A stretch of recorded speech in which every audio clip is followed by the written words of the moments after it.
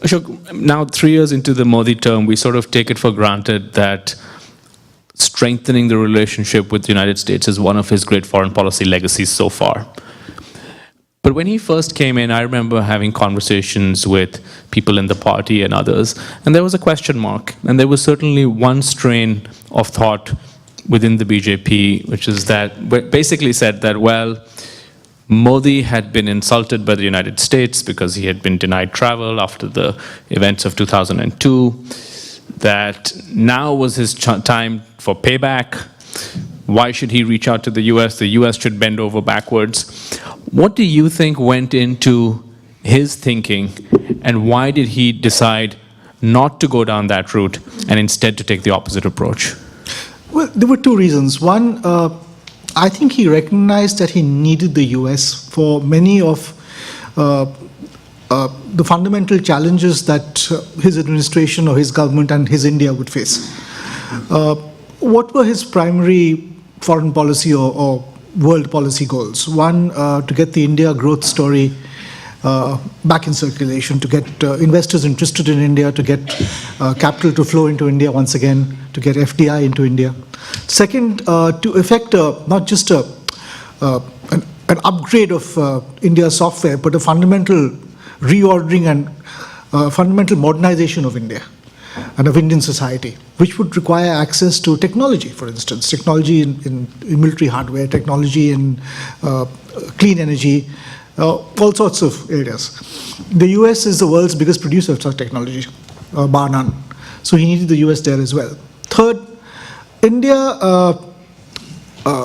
if you look at India's location, it's right in the middle between the Asia of challenges, which is the Asia to our west, beginning with AfPak and ending with Turkey, and the Asia of opportunities, but other sorts of challenges, the Asia to our east, which is where you have the South China Sea, which is where you have the Indo-Pacific. In the Asia to our west, you have this challenge of terrorism, you have this challenge of militant Islam, to check which you need friendly countries and allies that share those concerns. The US is the most important of those. Nisha, let me take that back to you, right? So one hears a lot about this sort of this convergence on both sides. Given your experience at a sort of top policy-making level in the US government, where are the divergences, if any, on both China and AfPak? You can talk about the convergences too, if you like.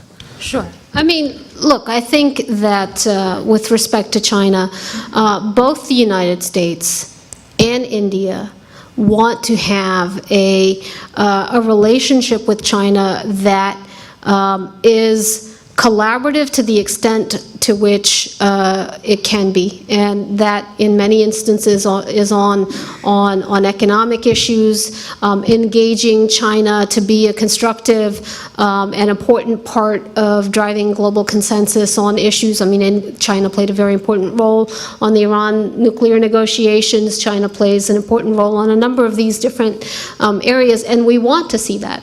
The U.S. wants to see that and has said we do not seek a conflict or confrontation, and I think India wants to see that. But neither does the U.S. want to see a China which is expansionist and or a destabilizer of the international order, right?